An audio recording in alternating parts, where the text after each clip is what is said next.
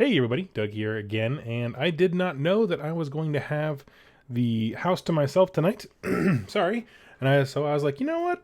I'm just going to sit down and I'm going to be painting, trying to crank out as many Death Guard things as I can before all my stuff for my new Maggotkin army arrives.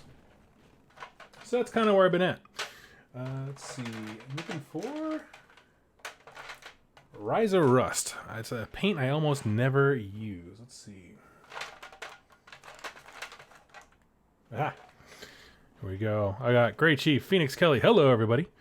Oh, you know what? I forgot to put tunes on.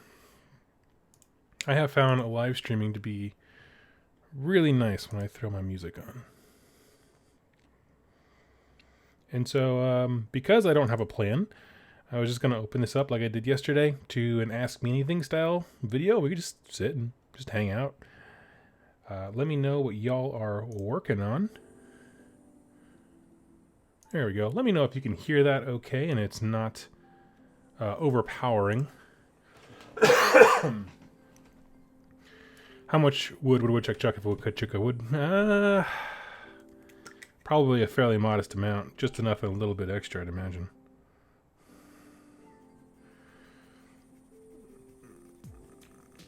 Let's see. I realize the more I've been painting, the worse it gets. You just gotta focus on, I try to focus very hard on very specific skills, because, like, I would say that I've gotten significantly better at dry brushing, but that doesn't necessarily mean that I'm better at, like, you know, my finished products look better. It's just I've gotten better at a specific skill. Blitzkrieg, hey Doug. I was listening to your live streams while painting like 600 hours after you record them. Well, welcome. You caught me. So what I'm doing right now is just applying a little bit of the Rise of Rust to Boss Hogg's weapon here. I'm not going to go crazy. I have always found with these effects paints that like less is more, so just pick out a few key areas, throw a little bit of rust like the chains up here. But all in all, I'm going to keep it generally pretty clean. You know, it's got to be clean enough for me to use it. Tectonic Craft Studios, what's up, friend? I'm doing quite well. I got a chance to use your measuring tool, the Food Cry measuring tool you made for me, and it sufficiently made my day complete, as expected.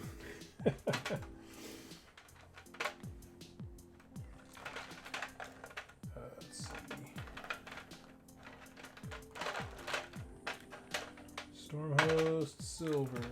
Here we go. Nope.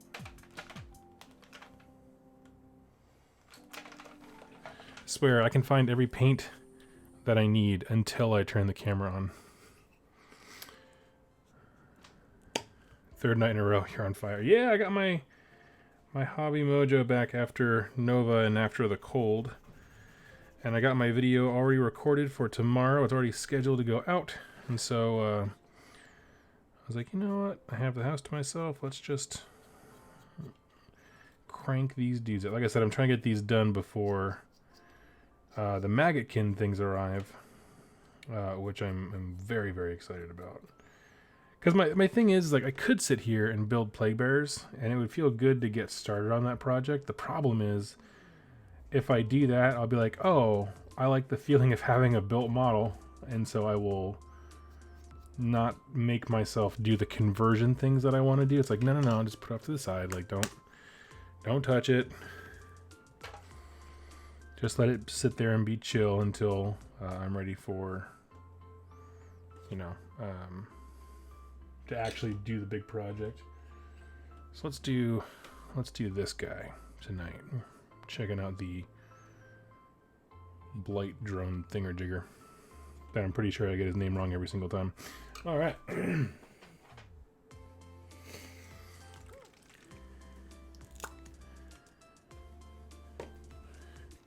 It's going to be called the Chaos Cleaver. Yeah, I love it. I'll be showing it off tomorrow. I have a video of all the stuff that I ended up getting at Nova going up tomorrow morning. That's tomorrow's vid. And so I'll show it off to the world. But Chaos Cleaver is the best name ever.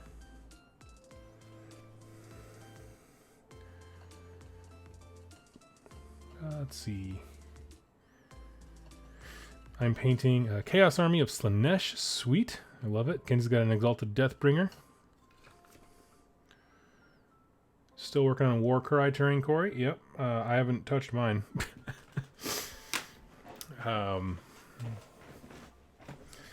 It just, you know, you got to ride the high when you have it. And right now I got the hobby high to crank stuff out. It's like you gotta make room in your schedule to be able to like give yourself time to enjoy those things.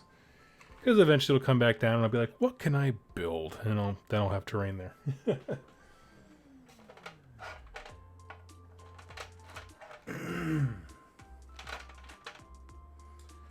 Let's see.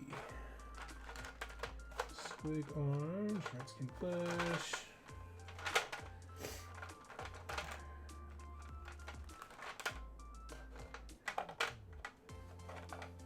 Okay, here we go. Flesh tone.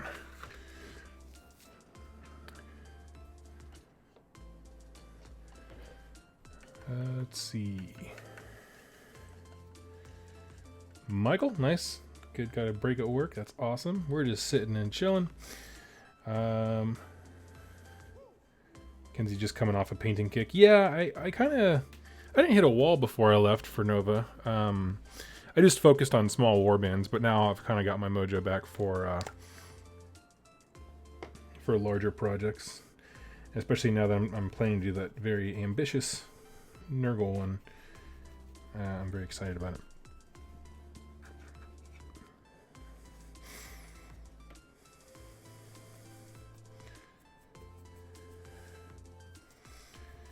Doing a light little dry brush on the skin tone. I used a Fire Slayer Flesh. Like, it's this nice gritty color that comes out at the end when you use Fire Slayer Flesh contrast paint. I love it.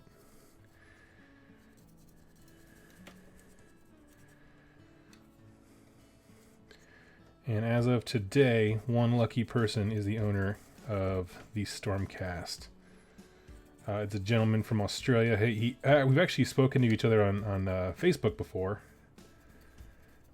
And he's a cool dude. Let's see. Deepkin and TZ are both due for terrain and spells. I'm pretty pumped. TZ. What's TZ? Deepkin and TZ. TZ. I'm sure it's a very obvious thing that I can't think of right now. Zinch. Okay. Yes. I've never heard it. I've only ever heard people call it Zinch. I've never seen TZ. Okay, cool. Yeah. I don't know what Zinch terrain would be.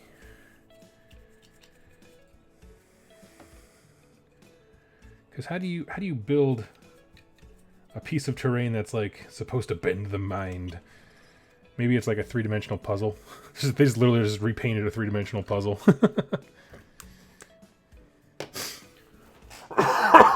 Sorry. Let's see. Guitar.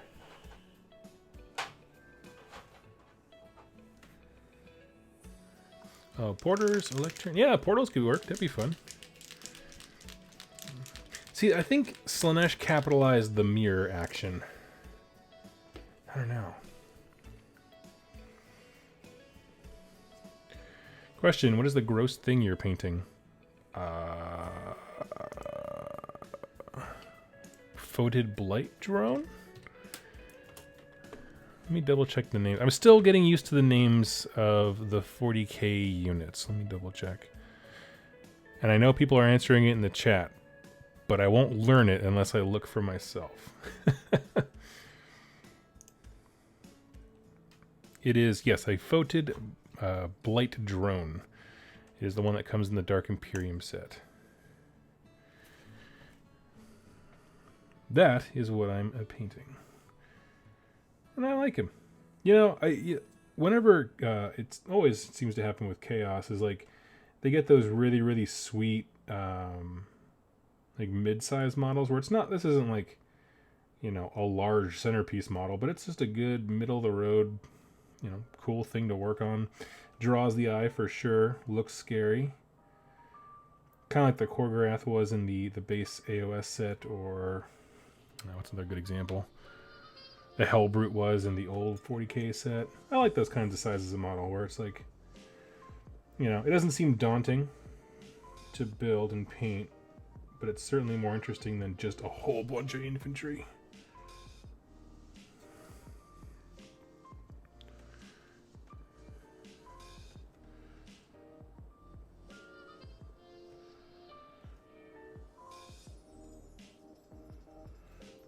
Give him a big, fat, gross yellow eye.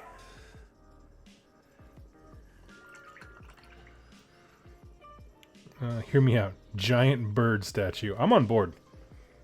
I'd be all about a giant bird statue. And you have to like scream caca whenever he comes to life. I think I want to do silver next. It's one of those weird things, because stuff's in a very different position to where they are on like the Plague Marines. I kind of have to plan this a little bit differently. Yeah, I think I want to do silver. Okay.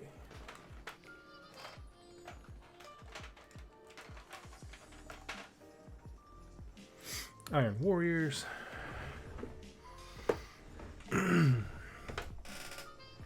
So one of my favorite moments from Nova was a lot of us drank a couple beers and started playing Warcry. It was a 4-player free-for-all just to teach one of the ops guys how to play. And the ops guy had literally just finished assembling his Corvus Cabal. And as we're playing, every time he uses like the quad, like the super bird ability, you know, he's a shorter guy, he's big like me, and would stand up and just go caw, and it was like this deafening bellow right in front of our faces. And he's like flapping his arms like they're wings, pelvic thrust, and it was epic.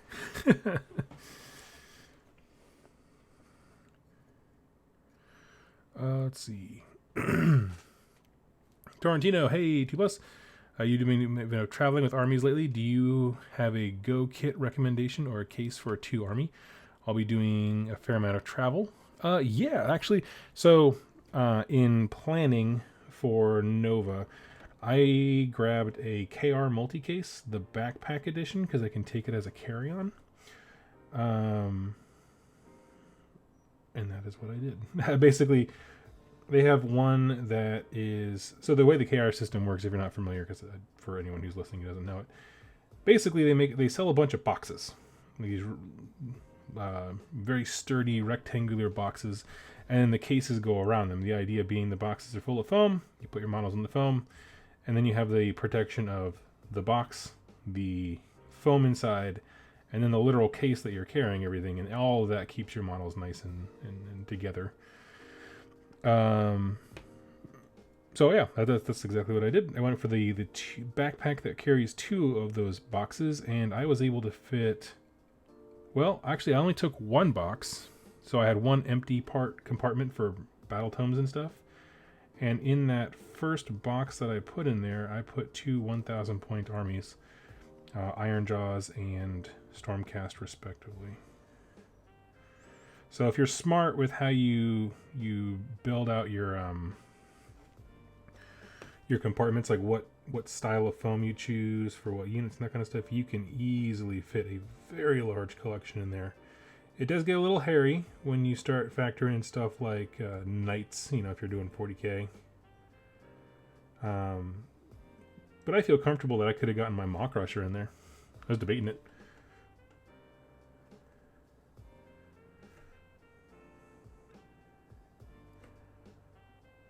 But ultimately I was like, I don't think I'm going to use it.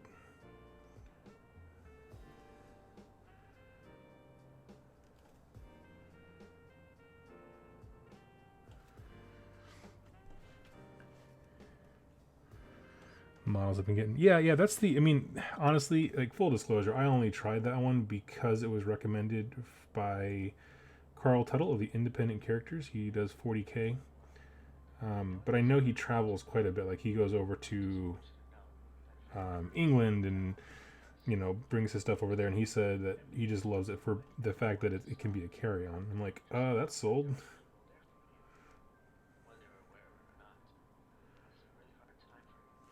Yeah, and I flew on Alaskan and American Airlines, and both of them it easily fit the the carry on. It has to go in the overhead compartment, but it easily fit that size bracket.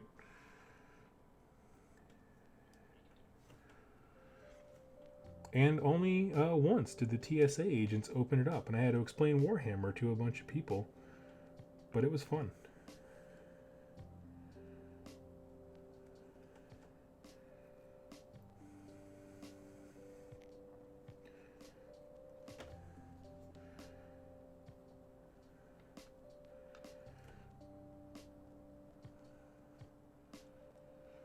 I'm sure they've seen weirder stuff than a bunch of models, though.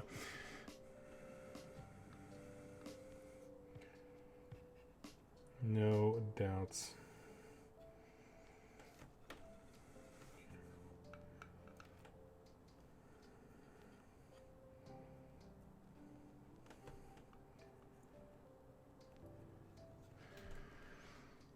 Let's see.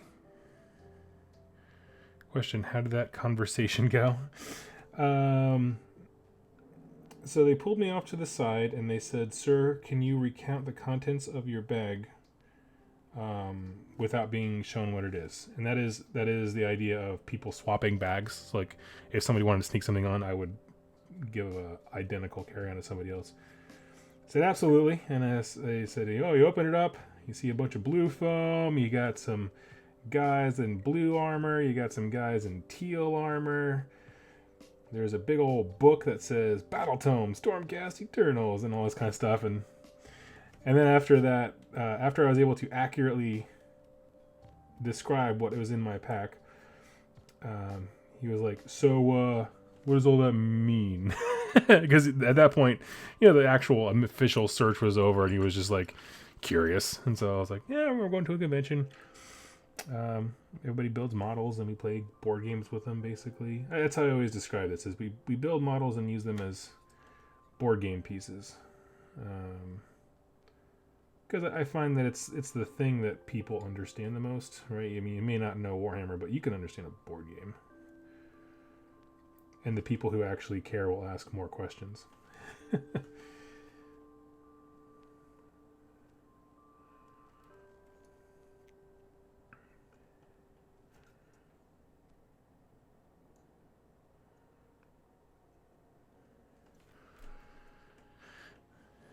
Let's see.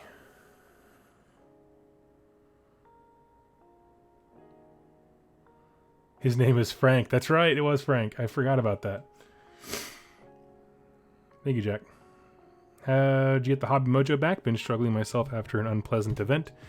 Bit of old school homophobia from one of the local tournament runners. I'm sorry, that sucks, man. Well, start off by saying you are very welcome here always. As far as like how do I got it back, I really got it back honestly at Nova, and it's not the best answer because it's not something that you can just do. But taking a break from the constant building an army, selling an army, building an army, and then seeing how the expressions that people are able to make with their hobby because they spend time on things, time that I don't spend on them. It just it showed me that level of hobby enjoyment that I've been missing because I do clear out stuff so quickly. And so I had a good long think with myself, not about switching factions, but it's like, what would bring me joy, right? And in that moment, joy seemed very nurgly. But not particularly just not Stormcasty because I don't want to do shooting. So, yeah, I did a few things. So, like, I guess the first thing, if we're talking like chronologically, I did was I didn't force myself to paint anything. I took a break from what I was working on before, which was Stormcast stuff, and at that point, I guess I had the Iron Jaws back because I was prepping to bring them to Nova. So I don't force myself to do anything, and then just try something different. So in my case, it was Warcry. Painting small little war bands and getting a sense of accomplishment from those. Also did Underworlds. You all saw that for a while. I still have all that stuff. There's no reason to ever get rid of those things. The war bands just work. So I did a little bit of that. And then, I don't know. Don't force it at all, ever. There's no reason to. More than anything, I'm really sorry you had a bad experience, bro. That's awesome. It's awful.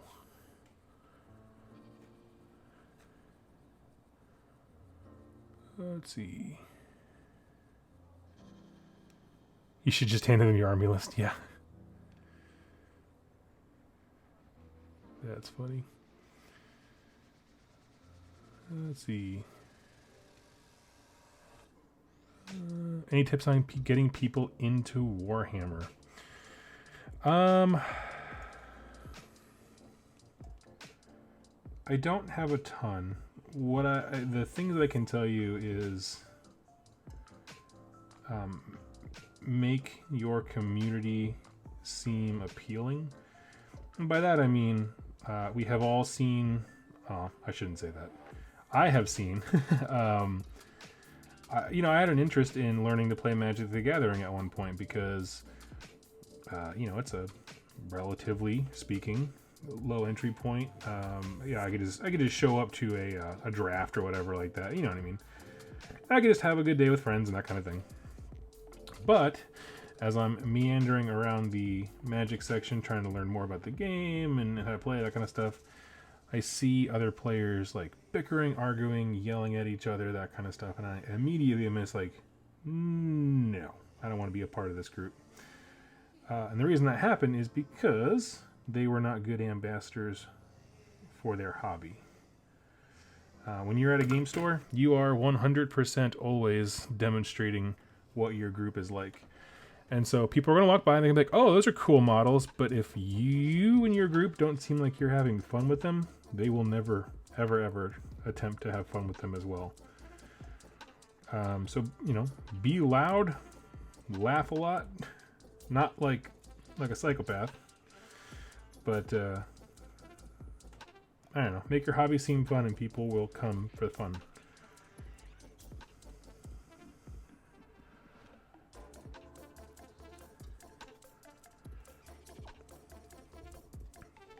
I don't know if that helps, but yeah. I also think it's really, really helpful to have. You don't have to like go nuts or anything like that, but having some kind of demo army, whether it's just like, you snipe off the Stormcast Eternal set super cheap on eBay from the starter, anything like that. Just having some models that as someone meanders up, he'd be like, hey, you want to join us? And then you can just pull something out and be like, here you go. Yeah.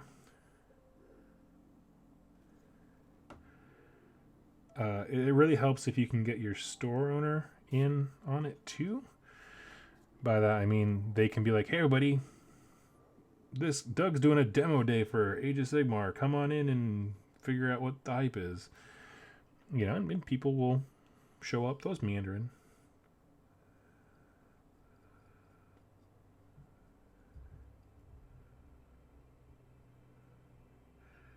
I did that a handful of times. Got, 3, I think, people in? Don't expect to be like the Billy Graham of Age of Sigmar where you're just going around making converts, but every time you add someone to your group, it's a little victory. It feels good.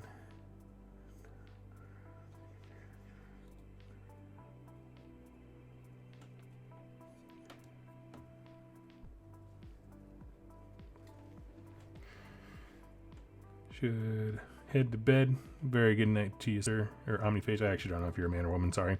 But very good night to you as well. Hope everything improves. Let's see.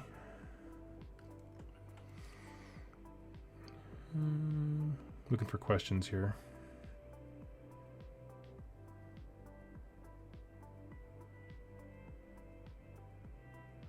Everybody, thank you for helping out with that.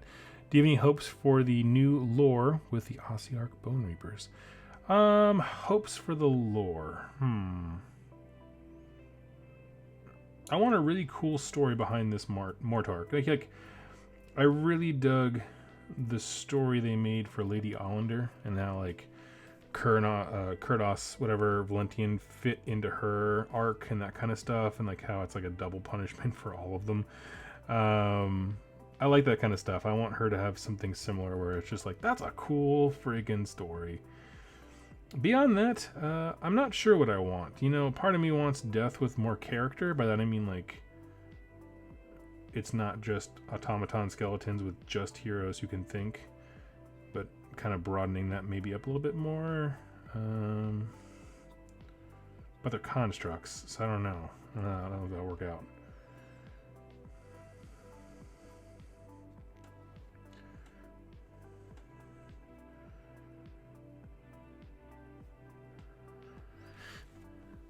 Not Necrons. Yeah, basically. Chris, Dual Stuff, can you tell us about what each tabletop faction is good at in 40k?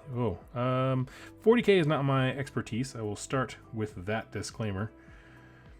As far as what they're all good at, Space Marines are the masters of none, jack of all trades type thing.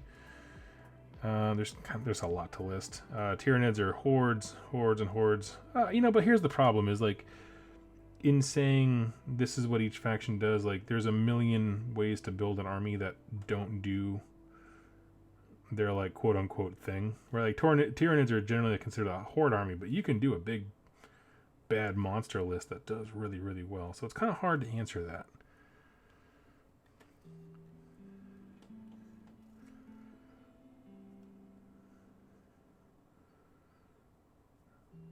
Is there a certain army you're interested in, or armies? I can tell you a little bit about them. But just as a blanket statement, that requires a lot of time. There's a lot of armies, different builds for each of them.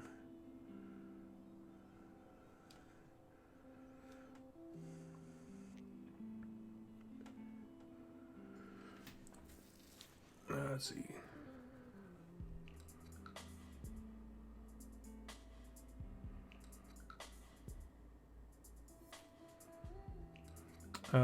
Jeremiah, just chiming in.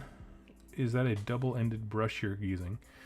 It is. So when I bought my big set of fancy brushes from Games and Gears, they threw in 2 of these double-sided brushes, and I think the idea is for wet blending, where you have one color here and you go whoop and you just flip it and do the other kind of blending color.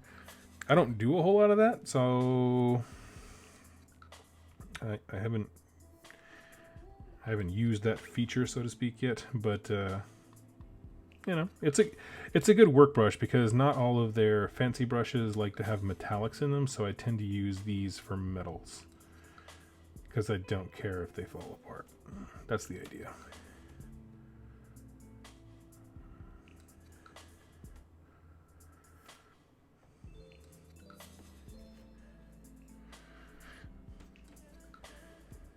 Let's see. New and excited to learn. Oh yeah. Chris, let me ask you this: is there a preferred playstyle that you like in games, whether you're like aggressive or that kind of stuff? We can kind of help point you in a direction. Like I said, it's not an issue of like I don't know anything about the different armies. I know quite a bit. I've played 40k off and on for a while. It's just they like I said, they can all do so many different things.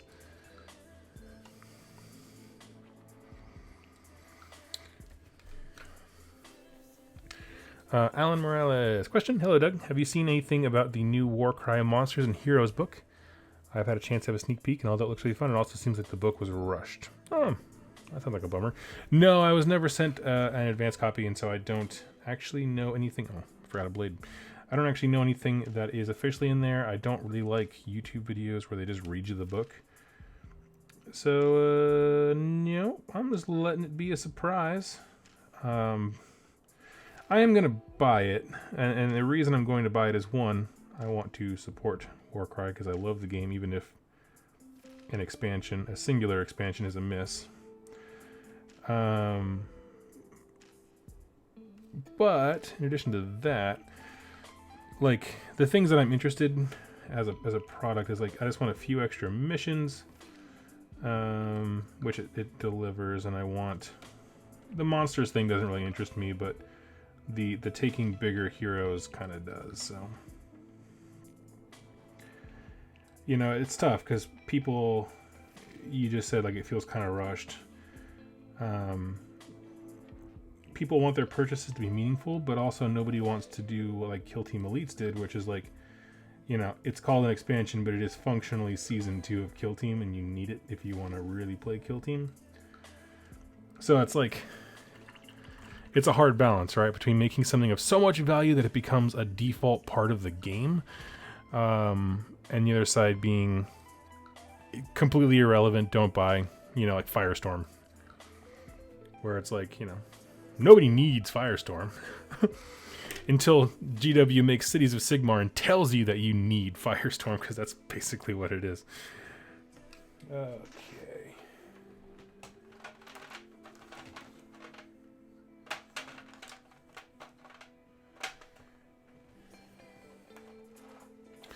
Balthazar Gold.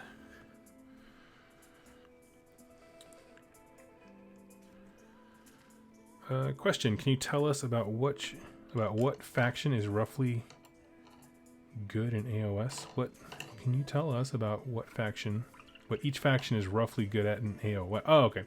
Like what every faction's strength is. Sorry, the chat kept jumping as I was trying to read. It was just coming out like gibberish. Well, I'll tell you what. AOS armies can be built in many different ways, but I'm not going to give you the scapegoat answer because I do know more about AOS. So this is not from a tournament player, just I'm going to abbreviate that as much as humanly possible. From the playable factions, by that I mean they have a battle tome. I just pulled up the GW site. I'm just going to go through them rapid fire for you. And I do this and not the 40k one because I know that's a lot more. So we got Daughters of Cain. Generally has hordes of witch elves that have a crazy amount of save after the saves and are just living blenders. It's built upon synergy with your heroes, buffing them to oblivion, because otherwise an unmodified or unbuffed witch elf is just an angry woman in a bikini who dies very, very quickly. So that is them. They also have a power piece, centerpiece model called Marathi, who is a boss. But I will let you do your own research to figure out why. Fire Slayers, super tough and tanky, but in a very interesting way. Where now they have 2 wounds. Some of the units have a save after the save. They play objectives really well by getting to a location and then just grinding you out, fighting for it. They also have a few cool tricks with the prayers that they can do. Very interesting faction. Actually, I think one of the more interesting ones from the second round of battle tomes that have been published. Idnith Deepkin, fast, aggressive elves. They're pretty elite in terms of like the sheer model count that you'll build. Right now, the big thing for them is like getting their eels, like their eel rider units, to be very, very aggressive and deadly in combat. They rarely win major events because they can be a one-trick pony. By that I mean people get locked in the mindset that eels is the only way to be good. And so when people figure out how to beat that one specific thing, all of a sudden the faction doesn't seem so great. I think there are more interesting ways to play them, but like I said, that's why I don't win events. Let's see, Seraphon, a lot of summoning. Right now, skink spam is the way to go. It's the live, laugh, love mantra of Seraphon. That's all I got for that one. They just do a lot of something. Their book is super out of date, so it needs an update for the lore on my end, but also obviously for the rules to bring the wording of the rules and all that kind of stuff and how their summoning works into line with everything else.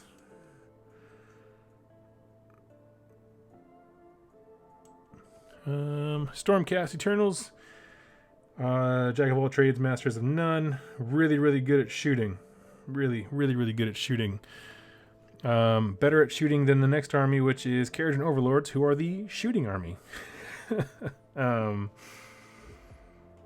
And that's all there is to say about that. They're the shooting army. They're supposed to have these really awesome big boat models, but you never see them because they're not great. They made a faction based around these cool boat models and then forgot to make the boat models really, really good in the game. What else? For Chaos, all the different Chaos gods. Khorne's aggressive and punchy. Nurgle's tough and resilient, does a lot of mortal wounds. Tzeentch is spellcasting heavy, and Slaanesh is all about speed and summoning, because that's what Slaanesh does really well.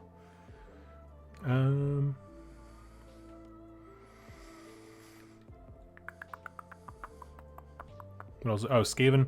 Skaven can do anything. They have a model range to support a wide variety of play styles. Death. I don't know much about Nighthaunt. I know the entire army ignores rend. That's pretty amazing. And they can fly and junk. Don't know much about them outside of that. And Legions of Nagash pretty much makes up everything else in Death.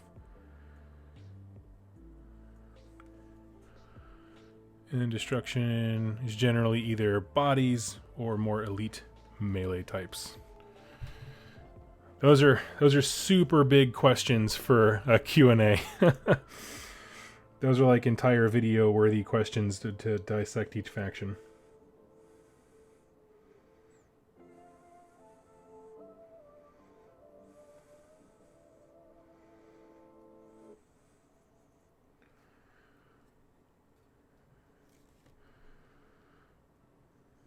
Let's see.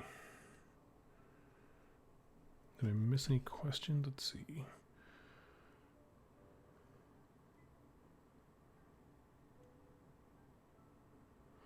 Watchmaster Valgrand, what is your favorite Chaos God? It goes back and forth between Khorne and Nurgle. I like the lore behind Nurgle more, but I like the respect for the warrior, like that kind of warrior prowess thing that Khorne kind of offers up. I mean, they all love their champions, but I mean, Khorne encourages his followers to like seek trophies to prove that they are the best, and that's kind of a cool thing.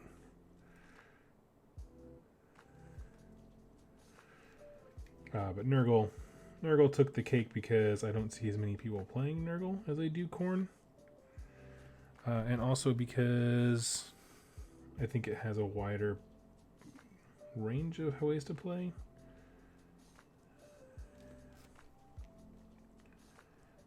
Plus, I feel like their summoning is not off the hook crazy. It's just a cool little thing you can do, which I like. I kind of shy away from armies that seem like they have a gimmick that's way too good.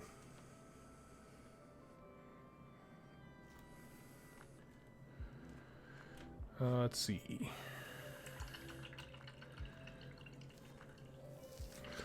Would you ever want to see one of the Warcry warbands as a fully supported faction, battle tome and all?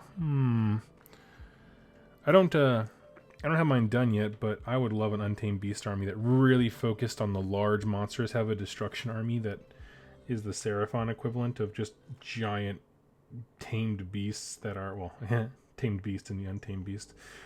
But monsters that have been kind of bred for war and that kind of stuff. I think that would be really cool. I really want to see Destruction humans. My favorite warband is Corvus Cabal, but I don't know how I would... I don't know what I would do to make blow their aesthetic up across an entire army. You know what I mean? Outside of just having a bunch of assassin-y dudes dressed as birds running around going, caw. Which is legitimate in its own right. But I think, you know, when I hear Untamed Beast Army, I get much more imaginative with the ideas rather than Corvus Cabal.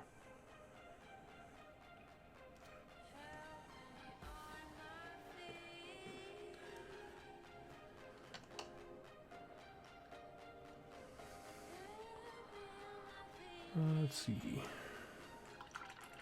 Chris, which 40k faction would you say is terrifying? Honestly, they all have their own form of terrifying, except for Tau. I don't mind the Tau. But the grim darkness of the Imperium is also a terrifying thing, and they're like supposed to be the good guys. As far as like what I think is personally the scariest,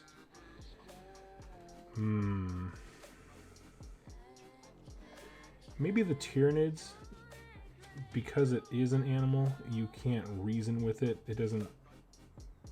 I don't know, because it's so predatory. It's just very primal. There's just something crazy about that.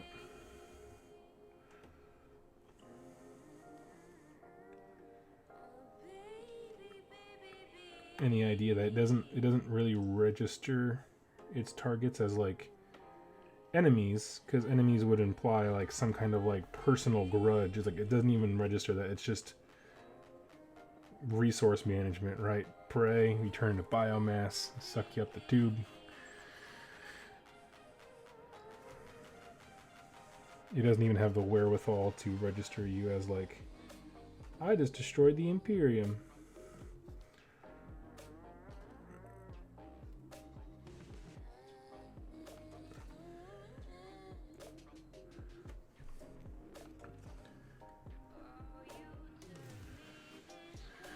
Let's see. Question. Do I need the starter box to play Warcry? I have Legions and Nagash cards and Necromancer some skeletons. Do you need it? I don't think so. I think as long as you have, like, if you don't mind making your own table with your own terrain.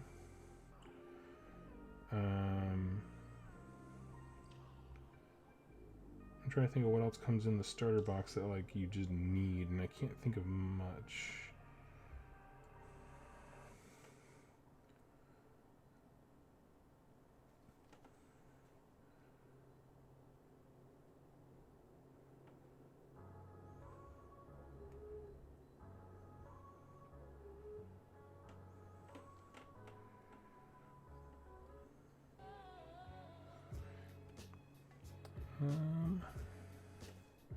Call to question. I've been wanting to buy the Seraphon Battle Tome since the beginning of the year to read what lore there is on them, but everybody has told me to wait. Is it worth it? You can probably find it on eBay for dirt cheap if you... I mean, I also buy Battle Tomes for the art. I love artwork and this kind of stuff. So I feel you. I did do a lore week about Seraphon a while back. If you go to my playlist, you can find the Seraphon lore playlist. If that's all you want to know is like the story of them. Otherwise, I'd say like hit up, you know, your local group or eBay. See if you can get it used or cheap, something like that.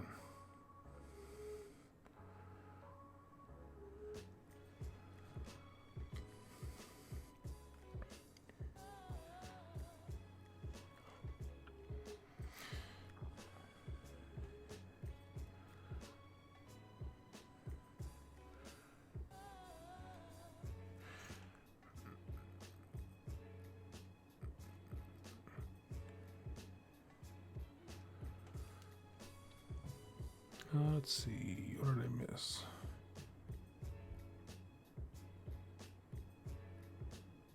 In Shadespire Mirrored City, there is a human character from Gur who worships Gork and Mork. I haven't read that one yet, but it's on my list, because that sounds cool.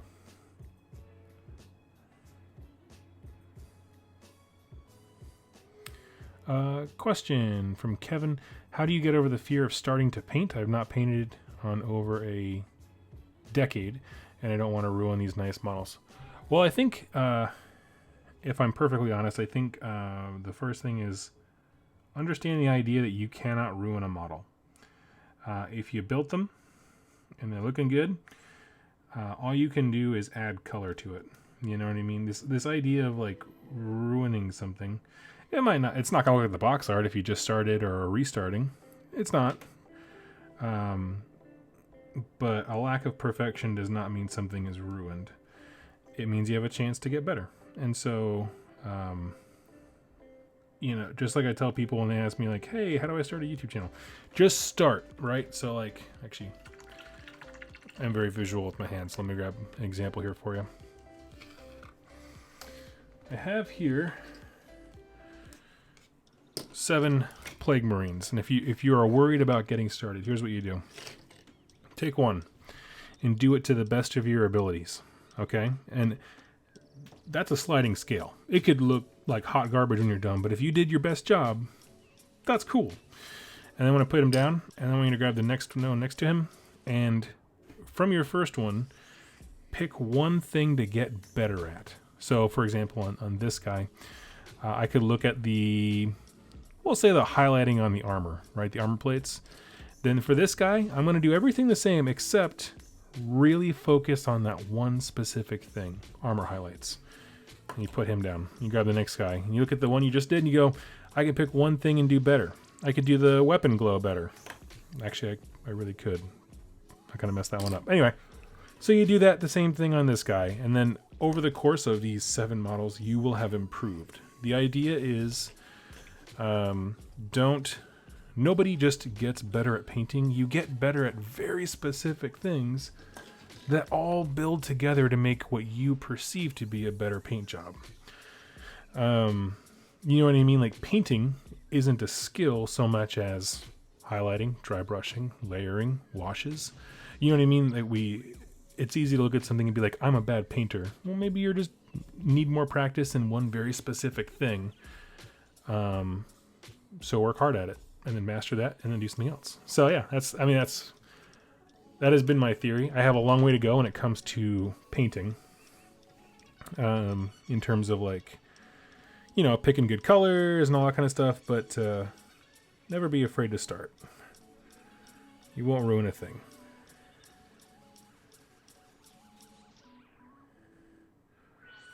And I have seen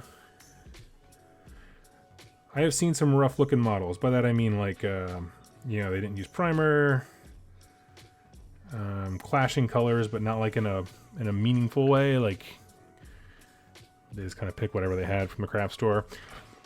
And what I would say to that is, like, no matter what you paint your army like, it looks better than gray plastic. So just, that's the bar. Look better than nothing, and you can do it.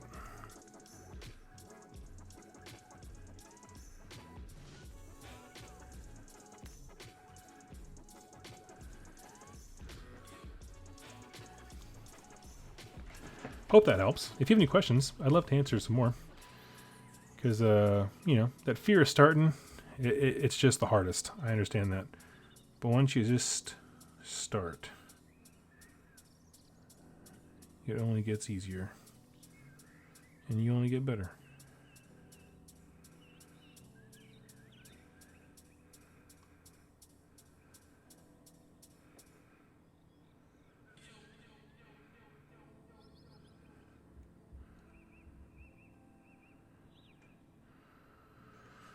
Where was I?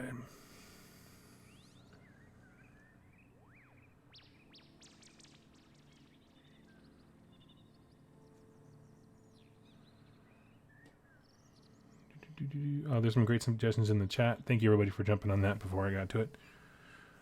Yeah, there's a lot of ways you can go. It's just a matter of, I think the most important thing is breaking that mindset of ruining something. To me, painting only adds to it. Doesn't remove anything.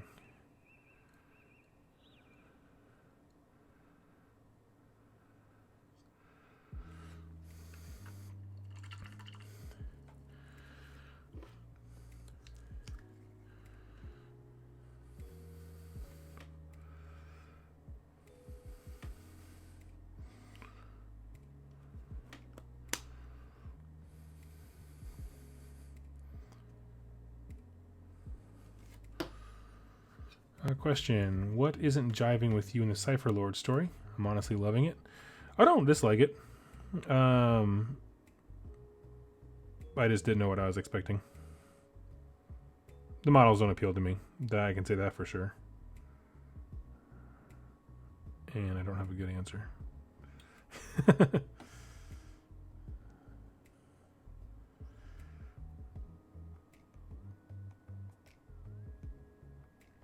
No, the idea of using the way he uses, like, alchemy stuff to control people is just rad. I love it.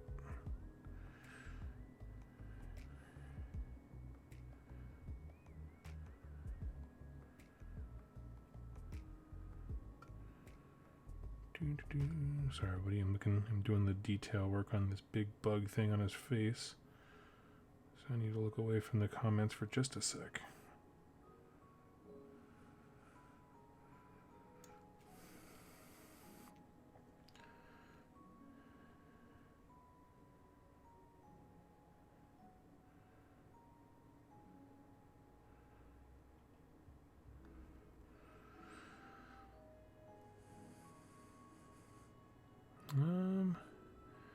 Question, has anyone ever seen Doug be anything other than the most zen human in existence? You know, Torrentino, I thank you for that. I want to truly be the Bob Ross of wargaming. And here's what I mean by that. If you've ever actually stopped and spent 20 minutes of your life watching a Bob Ross thing, you will feel not just like you can paint, because it's not just about painting. It's about feeling empowered to create something. You know what I mean? This is your world. You're the creator. You know what I mean? Like this idea of just like that gentleman was talking about, you know, how do I not ruin my models? You can't ruin a model. Like you can't. All you can do is add color to it. That's just awesome stuff.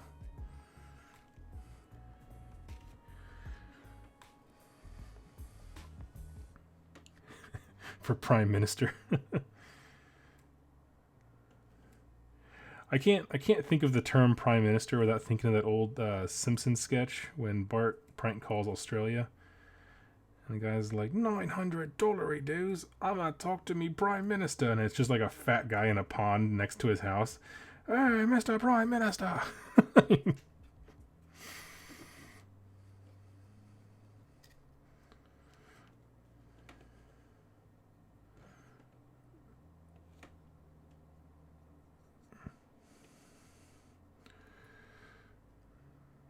The Gene Stealers look awesome. Can you get some lore? Well, I'm going to be jumping into 40k lore here pretty soon. I don't do any of it yet. But I just started doing notes on a Mortarion video. Who's the Primarch of the Death Guard. Figured that is a good entry point. I'm painting a watch Death Guard.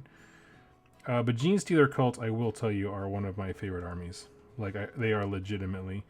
Lore-wise, I played them on a tabletop. Didn't care for them. Like, how that comes through, but the crazy insidious nature of them is just so stinking cool.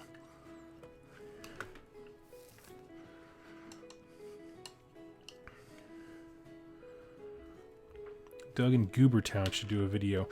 I have only recently discovered him, and I love it. I love it so much. It's mainly because when I listen to Goobertown, I feel like I'm listening, like if NPR had a wargaming segment, you know, where it's just like today on fixing cars, you know what I mean? Whatever that show was they used to do, that would be the voice of it. I was just like, this is so cool.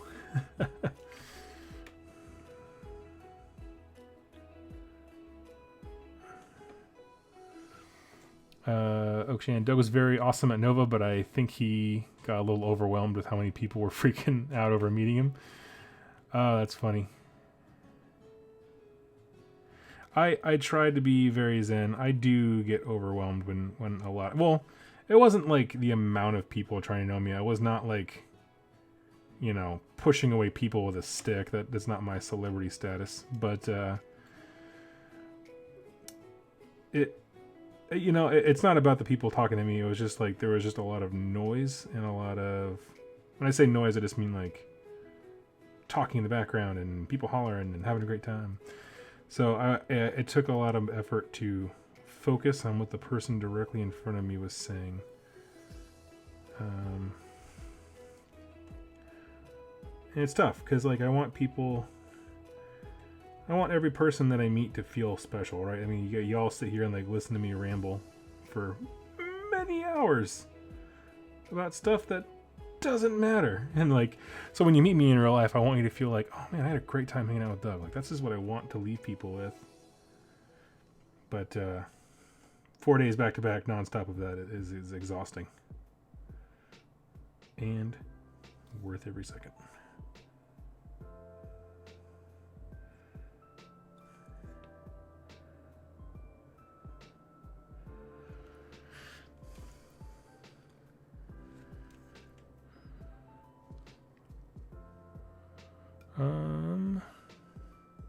Question: did you get the summer reading subscription thing from Back Library? I didn't. I remember wanting to get it because this year I wanted to do the summer one, and I wanted to do they always do a Christmas book club, which I'm going to be doing this year. I did it last year. I loved it.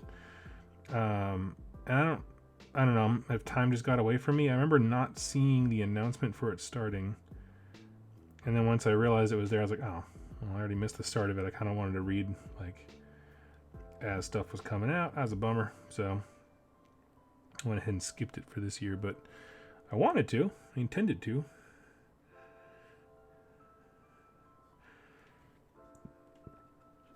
And yeah, I will be doing the what do they call it? The Countdown to Christmas one?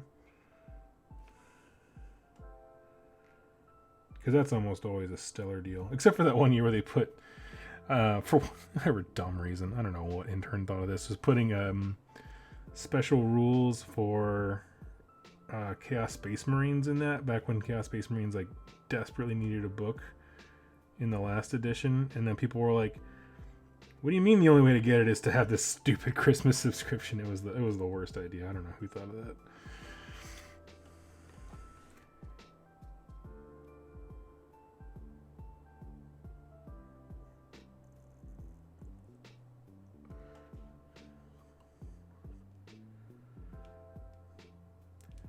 I like my rules complicated and hard to get. That's how you know you're a Games Workshop fan. It's not true well, I say it's not true as much anymore to that extent. That was pretty egregious when when this obscure Christmas bundle was the way to get the rule set that you needed. That was a little out there.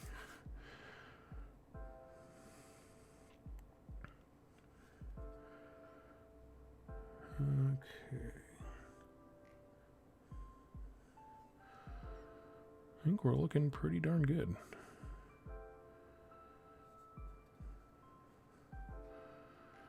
I'm not going to go super crazy on this guy.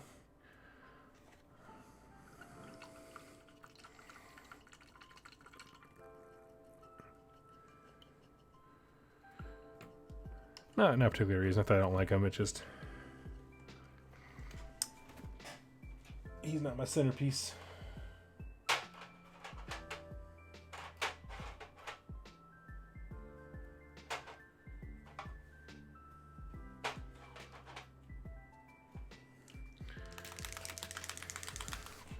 All right.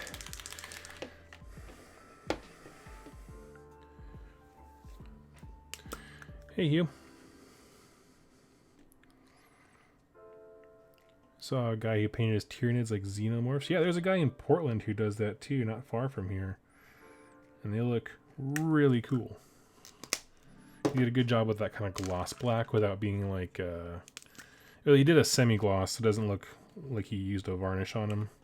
It looked fantastic. Who would win in a scrap, Gork or Mork? Neither. I think they just punch each other until they became one. Gorka Morka.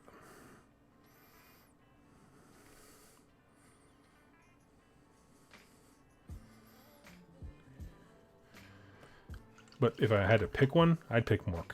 I like the cunningly brutal. Question: according to the faultless logic of the internet, Gotrek is going to ruin AOS. Yes, of course. Thanks, interwebs. What are you going to do now that GW has clearly ruined everything with one model? Well, my plans have already begun, if you couldn't tell. I did go ahead and put up my Space Marines on eBay, and they sold. So I'm doing well.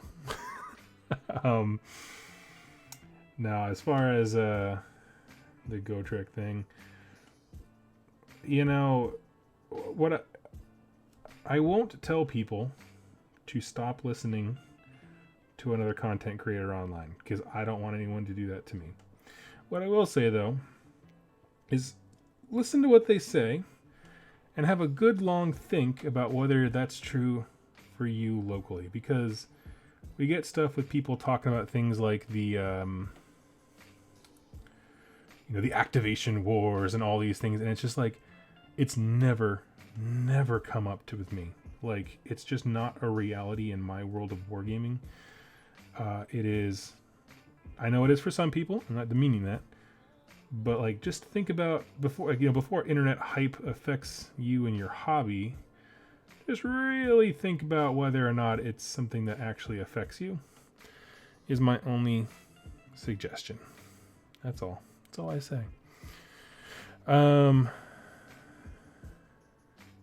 I listen to other content creators too, and I listen to ones that are they err towards the fear-mongering side of things, and it's a bummer.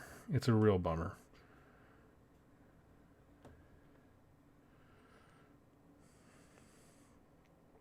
When they get into fear mode like that, but it happens.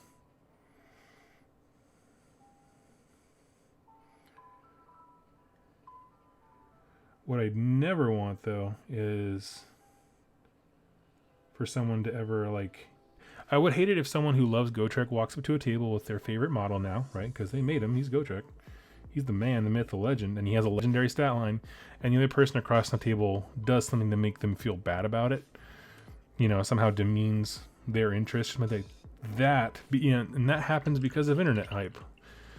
Frankly, because people get it in their minds that, oh, this person's a power gamer. It's like, no, they're just a, almost 50-year-old nerd who's been reading Gotrek books since they were started at the beginning of time. Like, that's what I don't want.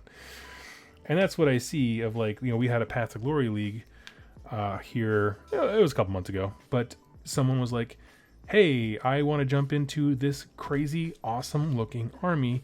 They have ghouls and this guy riding a dead dragon. What's not to like about that? And then people were being jerks because, like, oh, you're power gaming. What do you mean he's power gaming? He's brand new. Like, don't take your internet crud about flesh eater courts and dump it on this new guy. That kind of stuff I is where I draw the line, where it's like, this is no longer interesting or cool or good.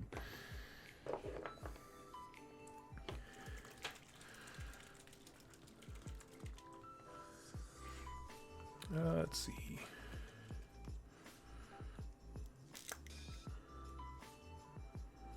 Watch Gotrek be off when someone pulls out a range unit. Yeah, it still does take an inordinate amount of firepower to bring him down. But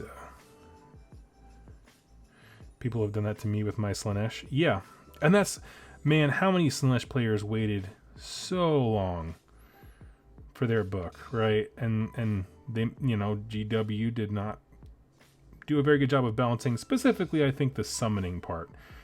I think the rest of the faction is fine. It's just the depravity points table. Because there's some spells on there that are amazing. There's some spells on there that are hot garbage. And I feel okay saying spells are hot garbage and not models. Because you're just like, why would I ever use this? And that kind of stuff. But it's just the summoning table. But isn't it terrible that someone makes you feel like crud for using something you love, or I don't know.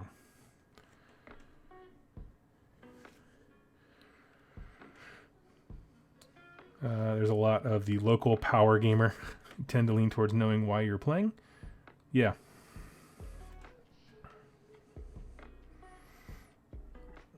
Yep.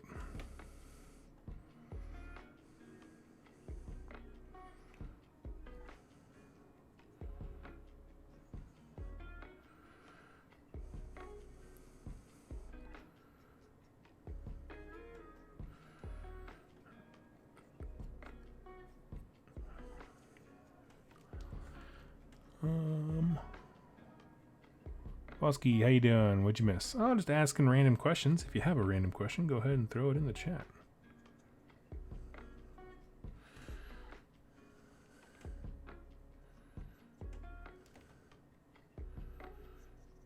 Other than that, we were just chilling. Gotrek, the God Emperor of Dwarfkin.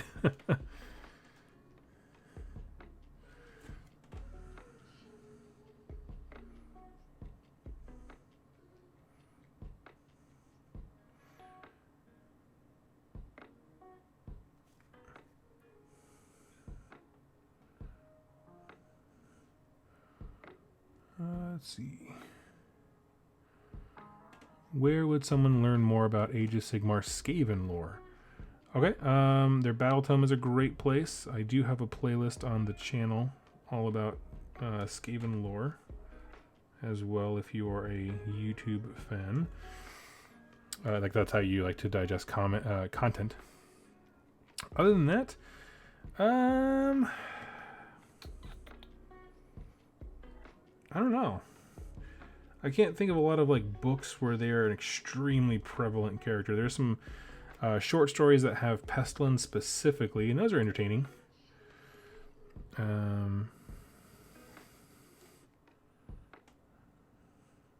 anyone else know of a specific Skaven book? I can't think of one off the top of my head. Oakshan, question: who was in a fight, Gotrek or the Corpse Emperor? I mean, in a fist fight, Gotrek, because he can use his fists.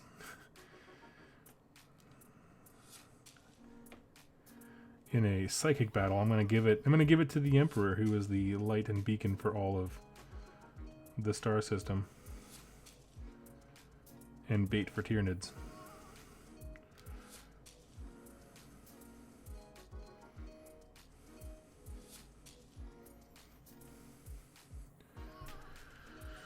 Works for me.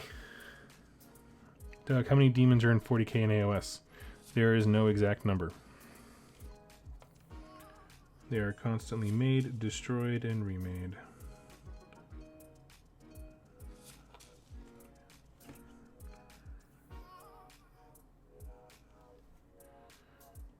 Do you read any non-Warhammer novels? I do. I like dystopian fiction, so things like Fahrenheit 451. That's an older one, obviously, when I was a kid, but I don't know why I'm blanking on names right now. Clockwork Orange is a great book. Yeah, I do. They tend to not be fantasy. How about that? It's the only fantasy that I read. Everything else is more social commentary through sci-fi, that kind of stuff. That's a good question. What character do you want to see return from the old world? Honestly, I have no attachment to the old world. So I don't have one, honestly. I mean, the ones that I want to know more about are the ones that they've already talked about. So like Tyrion.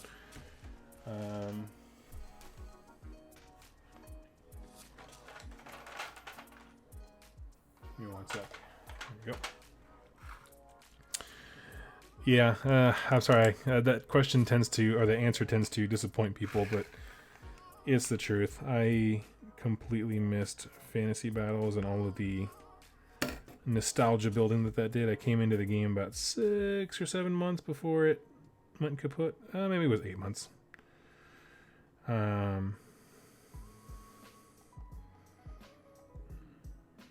So yeah, that's all I got.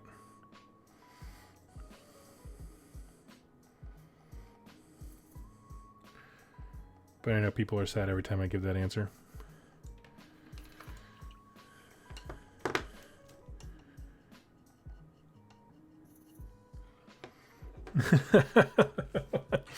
Torrentino, 451 and Clockwork Orange, you should warn someone before looking at the new material. Yeah, Clockwork Orange is a little bit rough, everybody. I'm not going to lie to you. Thank you. That's probably a good warning to put out there. That's not a pick up and leisurely read book. I will give you that.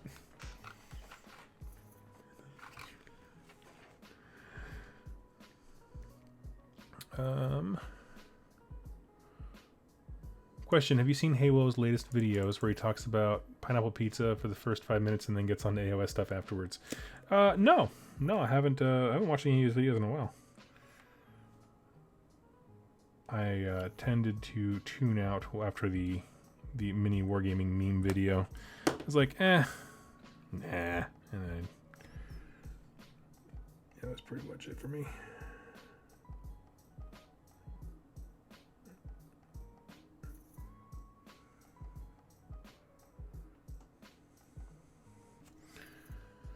What I want to know is, when did hating pineapple pizza become a thing? I don't like it. I would never order it, but if it was in front of me, I'd eat it. Sebastian, question: are you planning on making more of the Exploring the Mortal Realms videos? Yes, I actually found a White Dwarf article where they talk about Hish, and so I'm going to do one on that soon. Yeah, the longest time they kind of went through the ones that I already did videos on, and then it just seems like they stopped talking about new realms. I was like, oh, okay. So, I don't know. But yes, I do plan on finishing that as more information comes. Xenophon, what do you think of the next end times might look like? I thought old world end times were handled well. You are in the minority. I don't know. I don't know what the next end times. I mean, like, if you're talking about like next narrative arc, I don't know. I want Destruction to Rise, but yeah.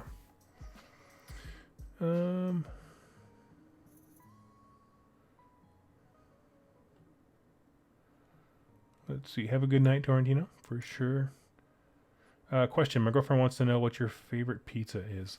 Honestly, my favorite pizza, it's really simple. It's just pepperoni. It's like the classic pepperoni. You can't go wrong. Who hates pepperoni pizza? It's good every day. It's good tasting and good for you. Not really. It's terrible for you, but looks like I got one little spot of... yeah, bummer.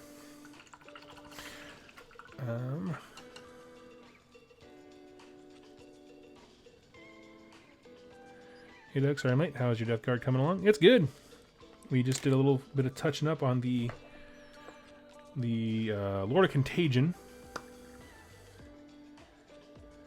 And kind of did a little bit of weathering on his weapon, and then jumped into this Foated Blight Drone. I have to say the whole name, otherwise I will forget it. Foated Blight Drone. Foated. You know, I gave him a yellow eye, but now I'm kind of thinking he should have a red eye, because all of the Death Guard dudes have red eyes. What are your guys' thoughts? Red eye, yellow eye?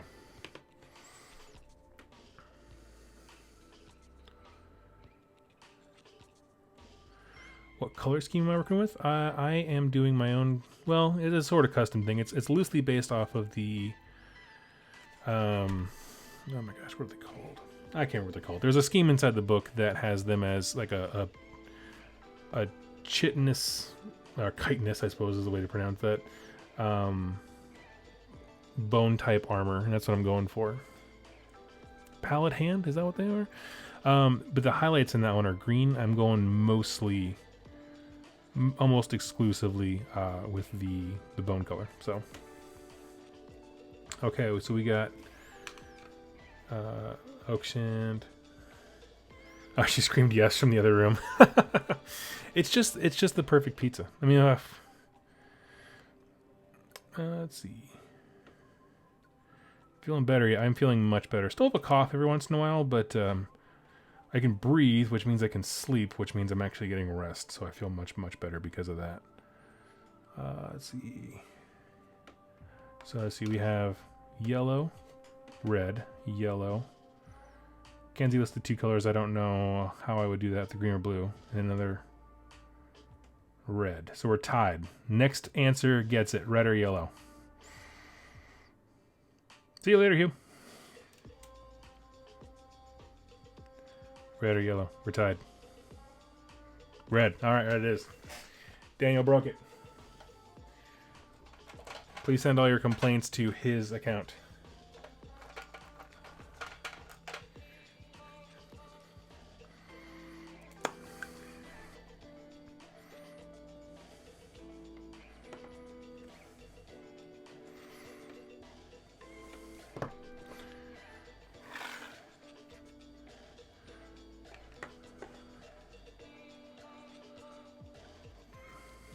Did a red base with yellow glaze over it. Adds a lot of depth.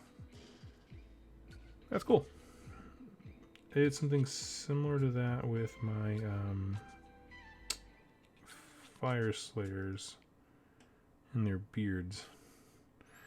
Just to make that very, very vibrant, like weird in-between orange thing. Oh yeah, he looks mean now.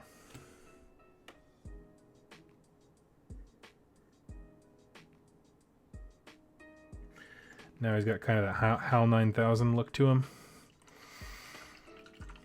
Please don't make me a Nurgling, dude. I'm sorry. I can't do that.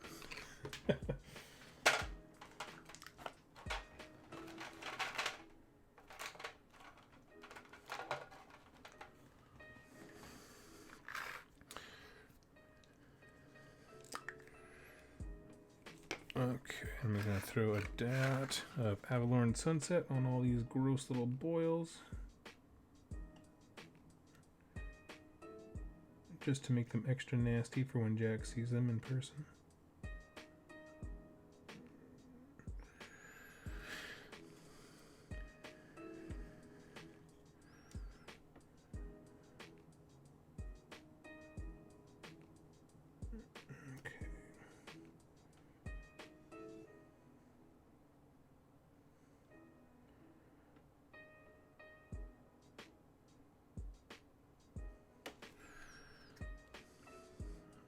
Question, coffee or tea? Coffee.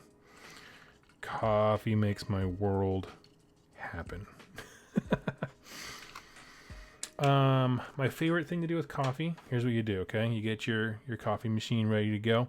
You put your grounds in, and then you take a little bit of cinnamon powder, and you just sprinkle it on top. So this way, when the water comes down, it brings in the cinnamon into the coffee. Boom. Super good. You've redeemed yourself from the pepperoni answer. Yeah, I'm all about the coffee. I do like tea. Tea is kind of like it's my preferred chill drink, but coffee, you know, most of my life is not spent chilling. It's spent running around like a maniac, so.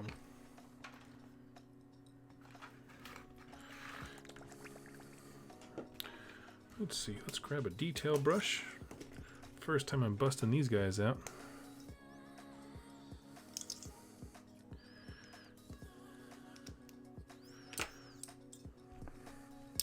Okay, so if we're doing, apparently me and Oakshand are doing first date get to know you questions. So other things. One of my favorite movies is Forrest Gump. And yet strangely right next to that somehow is The Interview. If I want a dumb comedy. My favorite pasta is penne.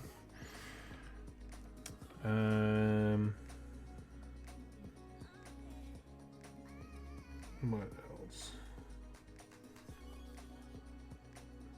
Anyone have really bad first date questions they can ask me?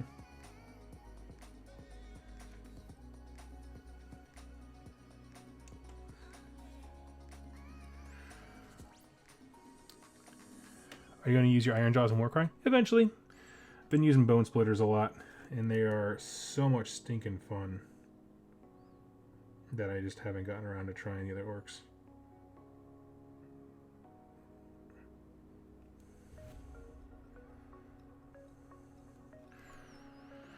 Let's see, cat or dog? Cat for me.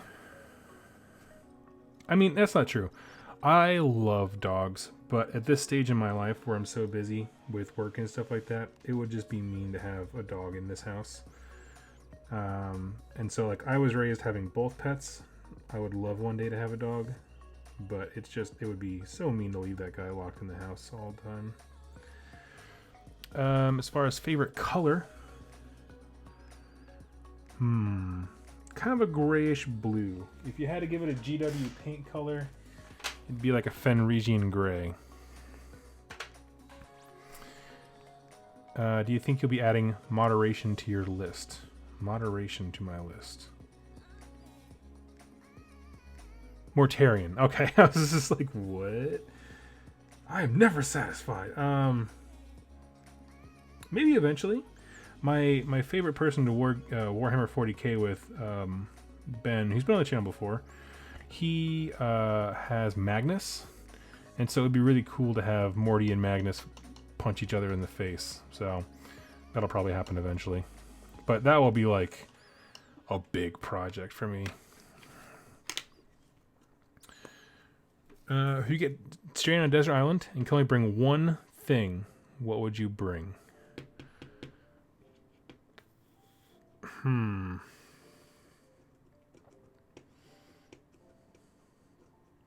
Desert island.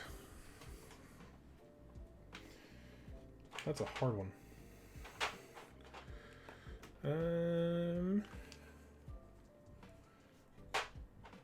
Probably like a satellite phone.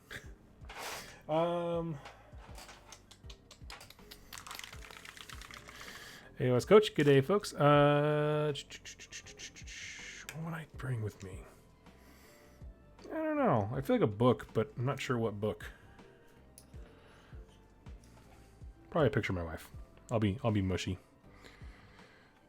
Daniel, did you and Jack record any bat reps at Nova? Nope, didn't bring any of the equipment we would want to do that with.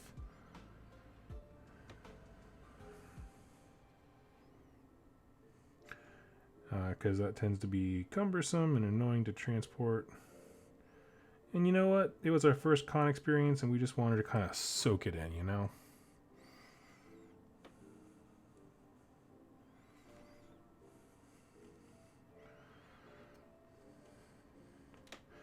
AOS Coach, I got some cool news for you, friend. The gentleman who just bought my Stormcast Eternal army also lives in Australia. Not sure what part, but I told him that he has to take that army and beat you and Doom and Darkness with it. So be on the lookout for that. That was my one thing. Once I figured out who he was and where he was living, I was like, you gotta beat these guys.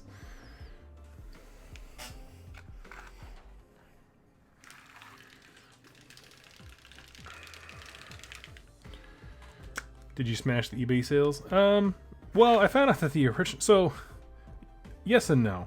I got what I originally wanted out of it. Basically, a friend of mine was telling me, like, oh, Doug, you usually sell your stuff for way too cheap. You kind of do, like, he calls it crackhead prices. And so I was like, okay. So I'm going to try and do something that's a little bit more, you know, competitive. People want, like, appropriate pricing, not competitive, appropriate pricing. And I misunderstood his instructions about a price guide, and so I put it up there for way too much, and nobody bought it. And then after that, I was like, you know what? I basically cut the price in half, and then reposted it, and it was sold in about an hour. So I was like, yeah, done. I'm happy with that.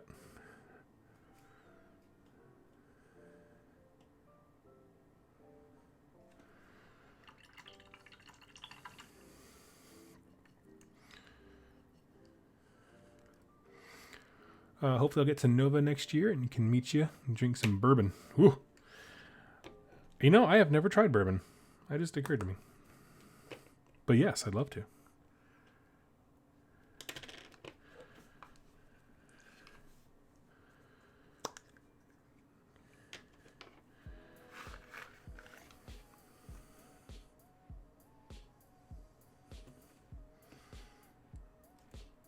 Yeah, somebody else was asking me, he's like, do you think since you had such a good time at Nova, you would ever go to another thing? Like, you know, would I go to LVO? Would I go to the other things? Because I know that I enjoy Nova. And I was like, you know, absolutely, I would. But it's tough. I like the idea of going back to Nova just because I know people. And a big theme in the week leading up to my travel was just a lot of anxiety over meeting people in person. Just, I don't know, this very irrational fear of, like, just rejection. People won't like me when they see me in person kind of thing. So now knowing that everybody knows who I am, who I is, and we had good memories together, it kind of helps kind of soften that a little bit. When you paint, do you prefer the purest appeal, think Ultramarines, or the more grimdark stuff like Death Guard? In terms of like grittiness, like clean to gritty, I prefer gritty. because to me that's what makes the 40K setting so much fun, is just like the overwhelming oppressive darkness of it all. You know, the idea, just when I first was in high school, because that's when I first started getting into 40K lore, because I picked up a book at Barnes & Noble, and started learning, like, what a servitor is. I was like, oh my god, this is so oppressively dark. I love it so much. That's when they had me.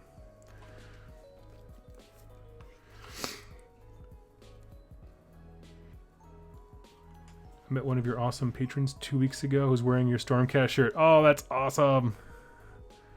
That makes my day. Yeah, there was one guy on his last day of the con walking around with his 2+ tough shirt. I was like, oh man. So Jack got me a picture with him. I haven't posted it quite yet because my phone's being weird, but yeah, I was so pumped.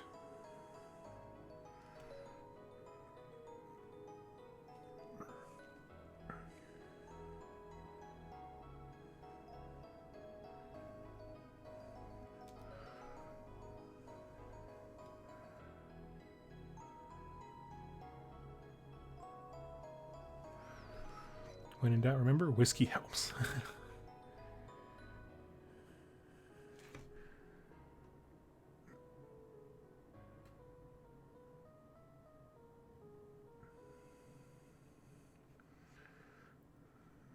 Okay, we're up here.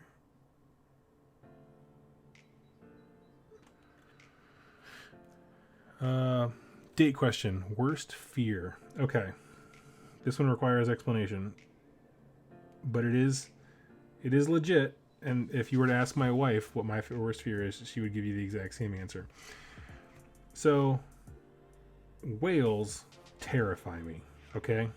If you've ever seen any of the, like, Discovery Channel, like, documentaries where they're talking about, like, the biology of whales, and then you see, like, the little tiny scuba diva guy, and then this, like, mind-bogglingly massive creature just, like, sail next to him.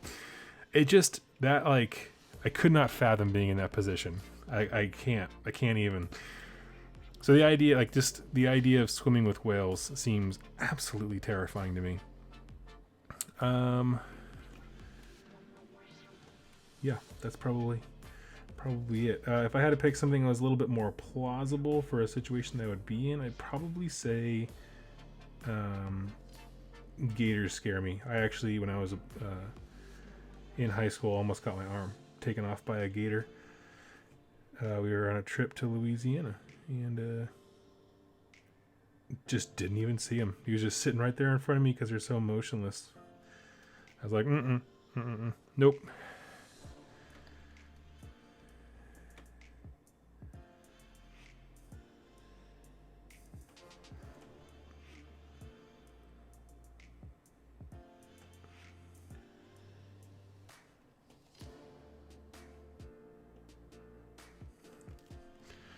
Now, I'm not like, you know, some people are like, you know, I'm afraid of spiders, so I kill every spider I see. I'm not like rooting for illegal whale hunting, you know, but I don't want to be in the water with them.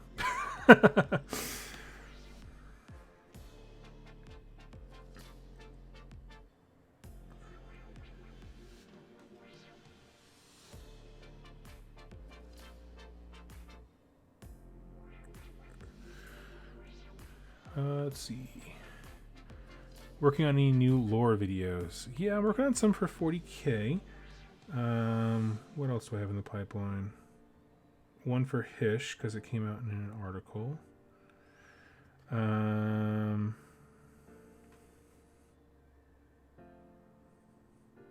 You know, if I was smart, I wouldn't be doing a live show right now. I'd be writing notes for a lore video, but here we are.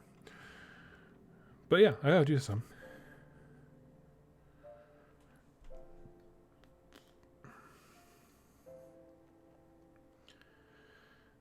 Let's see. Okay, so should I cancel the scuba diving double date? Yes. Yes, you should. I've worked hard to build this large body that's good at floating. It's not meant to be underwater. It's not where it belongs.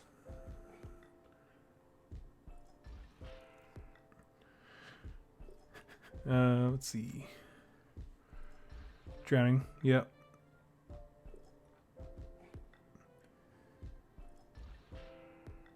Two plus harpoons. Yes, exactly.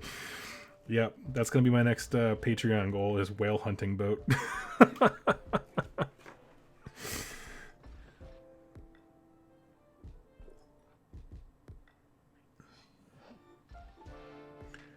If I didn't think Patreon would shut me down for not, because they didn't understand the joke, I would absolutely make that a tier.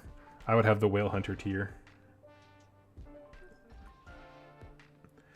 But I get the distinct sense that they probably don't want that.